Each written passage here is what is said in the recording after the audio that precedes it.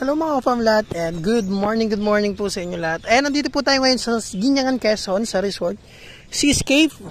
Ayan, dito po naging meeting place namin nung buyer na ititripping po namin dito. So dito po sila nagdiretso, ito po yung meeting place namin dahil Karatig barangay lang nito yung property for sale. Ayan, so kung magtitripping din po kayo, pwede kayong mag-outing muna dito, mag-resort, and then parang tripping with outing. Ayan, may swimming pool dito at tabing dagat po. And ito po, restaurant po ito.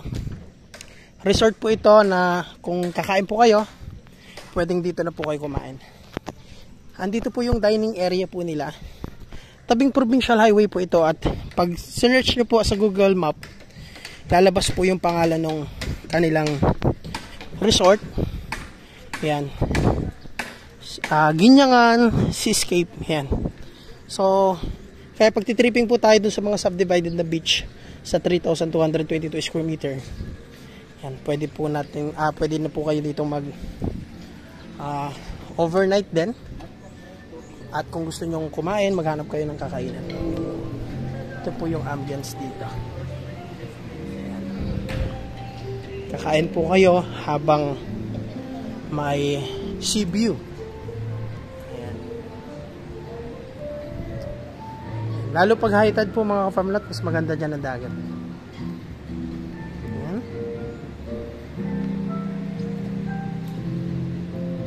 So yan po yung mga buyer natin ngayon na sasamahan. Po mga ka-farmlat, nandito po kami ngayon sa subdivided beach kung saan tapos na pong linisan itong harap po ng dagat. Ayan. So ayan, sa Monday po na po ito susukatin, pero may mga buyer na pong nagbisita para mauna at makapili na po agad. So ngayon, may kasama po tayong buyer. Yan, nakapili na po sa lot 2. Yan, ipapakita ko po sa inyo yung umpisa po ng lot 1. Ayan. So, nilagyan ko muna ng mga imaginary na tanda para mas ma-visualize po natin. Ayan. So nagkataon na mas maaga po yung buyer na pumunta kaysa maubusan po sila. Ayan. So ayan mga ka-farmlat, bali malapit na tayo. Ito po yung nauna ng sinubdivide. Iba po nag-subdivide niyan, nabili lang din dun sa dating may-ari nito. Ito yung may presyong 1,800 per square meter. So itong pwesto natin na pre-selling pa lang at napakamura at mahaba po yung frontage sa beach. Ang presyo lang nito nasa 775 per square meter. Kung hindi po ako nagkakamali, bali 3,222. Ang presyo po ay 2.5 million kasama na po transfer. So ito po yung mother muhon. Ito po yung muhon mga ka-farmlat. So available po ito yung umpisa po ng lot 1. So ito po yung ambience ng Nyugan, ito yung itsura. Yan. And ito naman po yung ambience ng beach area. Yan. Malapad po yung shoreline niya mga ka-farmlat. At may protection po kayo sa alon para hindi mabawasan yung lupa nyo. Ito pong mangrove. Pero manipis lang po yan. Kung maliligo kayo, dito pa lang po pwede na kayong maligo. Yan, dito po sa area na to. Dahil mga ka-farmlat, ang high tide po nito hanggang dyan. So dito pa lang makakaligo ka na. So ang next to bibisitahin po natin yung lot 2. So ito yung nagustuhan po ng ating buyer na kasama ngayon. Ang lot 2 po, yan, yung muhon na yan, yan tanda natin. Tapos yun, so ito yung front beach nya. Yan, may open space dito. Tanaw po ang dagat. Yan, pwede nyo naman po i-trim yan kung dyan po kayo makapili. Wag lang pong putulin yung pinakapuno, i-trim lang para lang magkaroon kayo ng view. Pero manipis lang naman po yan. So ito po yung nagustuhan ng buyer natin. So lot 2 po ito. Yan, lot 2. Ayan. Ito yung itsura. Andito na po tayo ngayon sa lot 3. So mula po dito hanggang dun sa dahon na yon. Lot 3 po ito mga ka-farmlat. So ito yun naman yung itsura ng Nyugan nya. Ayan. Ito po ang tawag dito. Hanggang dito. Ayan. Ito naman po yung itsura ng front beach nya. Karating po ng lot 2. Yan, maganda rin po. Malawak ang shoreline. Open. Lot 3. Yan. Ito po naman, lot 4 na po ito. Ito yung shoreline ng lot 4. Nasa tapat tayo ngayon ng lot 4. Ayan. Lapad po ng shoreline mga ka-farmlat. Pa-high tide pa lang po ngayon. Nakita nyo yung tubig. Ayan. So, malinis na rin to. Yan, lot 4 po ito. Lot 4. Yan po yung ating buyer. So, ito naman po yung hanggang dito po yung lot 4 mga ka-farmlat. Yan. So, mula dito yan hanggang dun po. Yun. 30 meters po yan. Ito yung Nyugan nya. Okay. Ito naman po yung lot 5. Ito po ang shoreline nya. Yan. Lot 5. Maganda pong buhangin. Ito po yung portion ng Nyugan ng lot 5. Ayan. Yan. Maganda po ang buhangin dito. Yan. Pino. Yan. Kung mahilig po kayo magbangka, pwede po kayo mag-park ng bangka dito. Safe na safe po ang bangka dyan. Yan. Yan. Pwede nyo po itrim yan. Putulin lang yung sanga para mas kitang-kita nyo yung view dyan. Yan. Protection po sa alon yan. Lot 5, mga ka-farm lot. Papunta na po tayo sa lot 6. Yan po ang hangganan ng lot 5. Ito po lot 6 na to. Yan. Lot 6 mga ka-farm lot. Yan po ang Nyugan ng lot 6. Yan, may yan po hanggang sa dahon na yan. Saka po itong puno ng talisay hanggang dun. Yan. Lot 6 po yan mga ka-farm lot. Yan. Lot 6 natin. So ito po yung pag nandito na kayo. Lot 6. And lot 7 mga ka-farm lot. Mula dito hanggang doon sa dahon na yon. Ito na po ang lot 6. Ito yung Nyugan nya. Ito naman yung shoreline nya. Open po.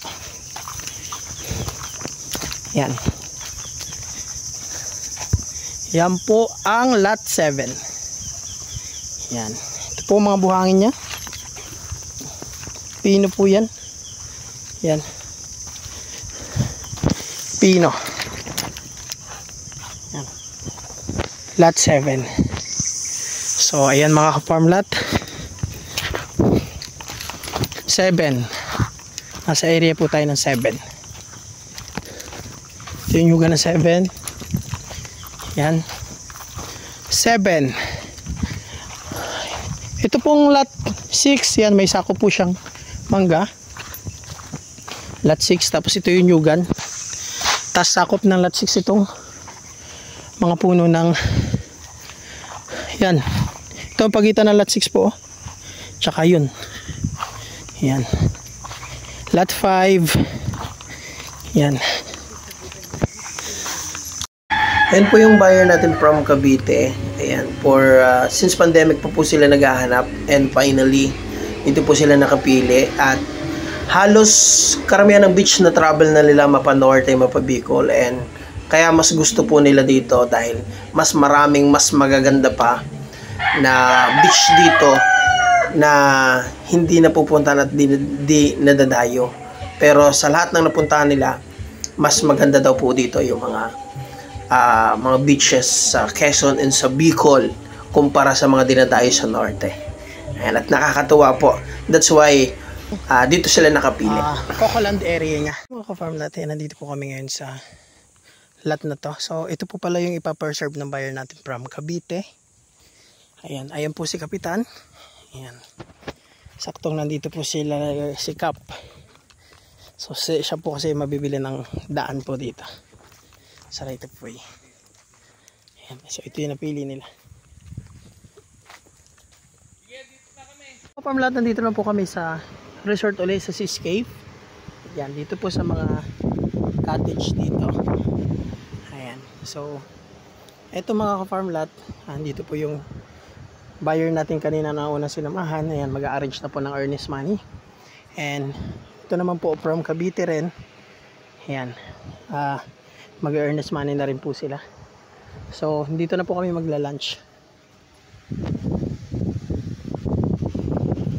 Ito po, may swimming pool dito. Sabi ko sa'yo, soli bayad tayo, may penalty ka pa. Ayan mga ka-farm lot, so yung dalawang buyer po natin from Valenzuela, yung una natin sinamahan, tapos yung isa from Cavite. Ayan, nagkakabanding na po sila kasi nagkasabay ng tripping, nagkasabay po ng mag-lunch. So sila po ay nagkakilanlan kasi sila po ay magiging magkalapit bahay po doon. Pares na po sila nagpa-reserve ngayong araw, kaya yung lot 2 po natin at lot 6 or 7 hindi na po available. At yun, may dalawang buyer pa pong parating na sasamahan po natin. Ayan. So Picture. Picture lang. Magpipicture lang naman kami. ayan mga ka-farm lot, on the spot reservation po yan. Pagka tingin nila ng lote and then yun, reservation na po sila diretso kasi nagustuhan po talaga nila. Ayan mga ka-farm lot, ayan, nandito po tayo ngayon sa Ginyangan. Ayan, may kasama po tayong buyer po. Nag-commute lang. Bali, ang buyer po natin nasa abroad. Representative po yung dumating. So ayan, itinitripping po natin dito. Ayan. Bali, pangatlong buyer po na dumating po ngayong araw. So ayan, may isa pa. Ayan po yung kapatid ng buyer. Kausap niya po yung buyer natin abroad. Ayan, siya po yung representative dito. Ayan. Saan pa kayo nang galing, ma'am? Las Piñas. Las Piñas pa, layo. Ayan.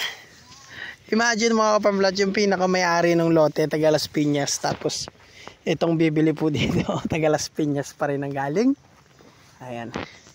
So sabi niya, mas maganda pa daw sa personal. Ayun, natutuwa po siya. Kasi nga po, nung nakaraan nag-video tayo, hindi pa dito ganun kalinis. So kakatapos lang linisan itong front beach. Ayan.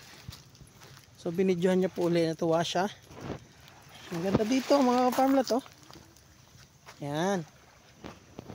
Lawak po, malawak ang shoreline dito.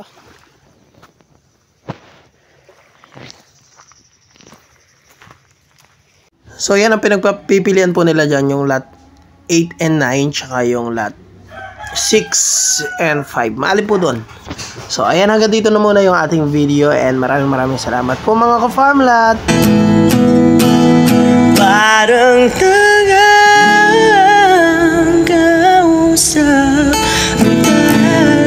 at buwan, naghihintay ng meron sa gitna ng kawalan. Natutong lumipad ka, pagod at sugatan. Pag-ahon ko sa lupa'y iwanan lang naman. Walang nag-iba, talo na tayo.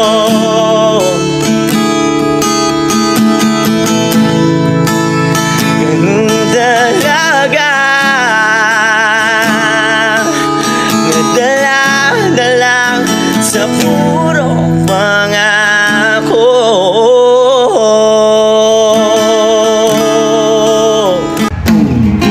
There are times when I just want to look your face, when it starts in the night.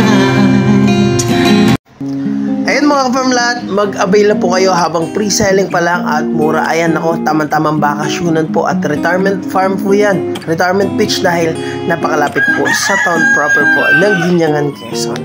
At napakamura dahil mga ka-farm lot, ito pong yung area pong yan, ayan, yan po yung karatig na lupa. Yan po yung mga nabenta na dyan at may mga buyer na pong meron ng structure, meron na pong silang retirement farm po dyan. Naku, ang bilihan po dyan ay 1,800 per square meter na dahil halos ubos na po yan. Na po, mahal na po. So ito pong karatig natin, ayan, newly open subdivided lot po. Yan, dahil pre-selling po, ang presyo niyan halos kalahati lang po yun ng presyo nung naunang sinubdivide po dyan. At good news mga ka-farm lot, ayan, ang dami na pong nag-posting nito ng 2.8 pero ayan, na misunderstanding po. So yung 2.8 pala ay later po yun. So ngayon pong pre-selling, ang presyo lang po ay 2.5 million. Meron ka ng 3,222 square meter na 100% flat land na tapat ng beach at napakalapit po sa town proper ng Guinyangan, Quezon. Tripping nyo na po agad mga ka-farm lot para makapili po kayo kung gusto nyo may mangrove area, kung gusto nyo namang wala. So ayan, maganda dito maligo dahil hindi mainit, presko, sariwang hangin, and at the same time pwede po kayo mag-fishing sa malalaking puno na mangrove na yan. So ang ganda po talaga dyan, dinadayo po at pinapaliguan. So mga nawi-witness po ako, natatatang ko naliligo na dyan. Ayan mga ka-farm lot, kung interested ka, ito po yung business idea, rest house idea sa mga beach na may mangrove. So ayan, kung interesado ka, message nyo na po yung uploader yung nag-post nito para ma-assist ka po agad at masamahan ka sa tripping kasi paunahan po dito. Kaya pumili na at i-tripping habang mura pa. Salamat po!